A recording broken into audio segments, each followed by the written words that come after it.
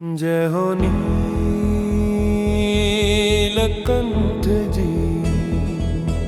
प्यारे नीलकंठ जी। जय हो नीलकंठ जी, प्यारे नीलकंठ जी। आज नीलकंठ जी का प्राकट्य दिन आया, धन्य धरा पे उतरा दिव्य उत्सव है छाया। सबने आनंद मंगल है मनाया। प्यारे नीलकंठ जी का प्राकट्य दिन आया, प्यारे नीलकंठ जी का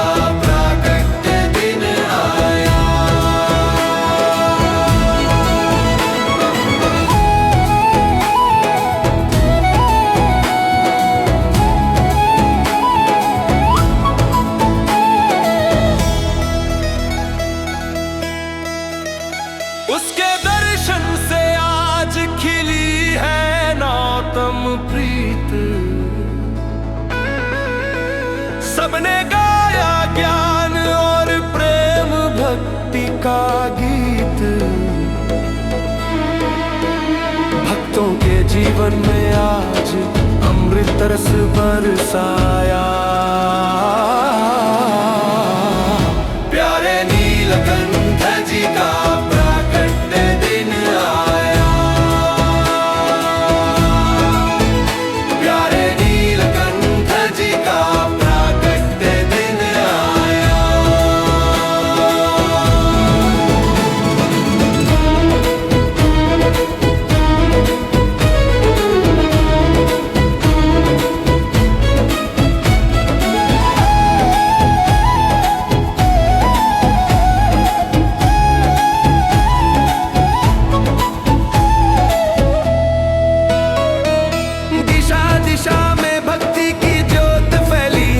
प्रभु श्री नीलकंठ जी नर्मदा तट बैठे हैं। पूजन अर्चन वंदन का दीप है जलाया।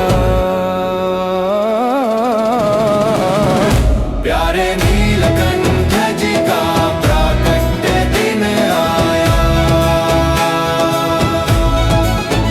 प्यारे नीलकंठ जी का प्राकट्य दिन आया।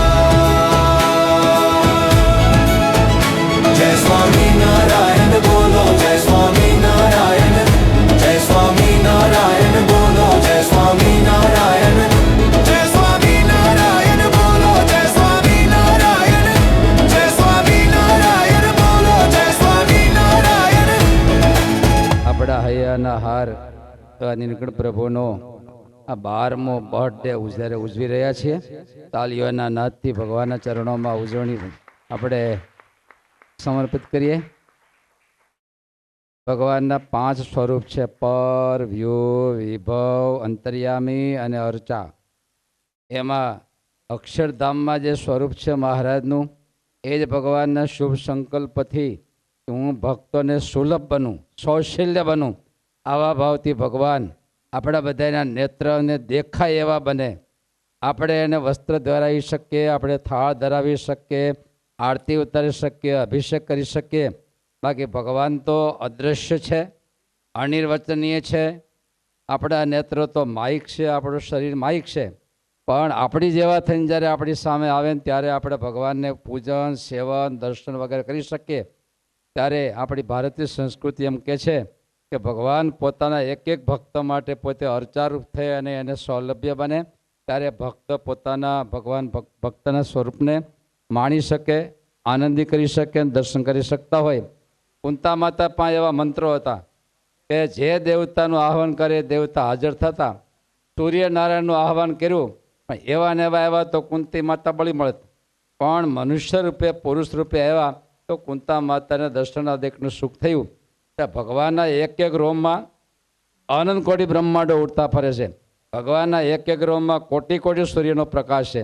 એવા ભગવાન ડાયરેક્ટ તો આપણા નેત્ર સહન ન કરે, ગીતાજીના 10મા અધ્યાયમાં જ્યારે ભગવાનને વિરાટ સ્વરૂપ ધારણ કર્યું અને અર્જુને પ્રાર્થના કરી, પ્રભુ આ હંકેલો મારાથી સહન થતું નથી.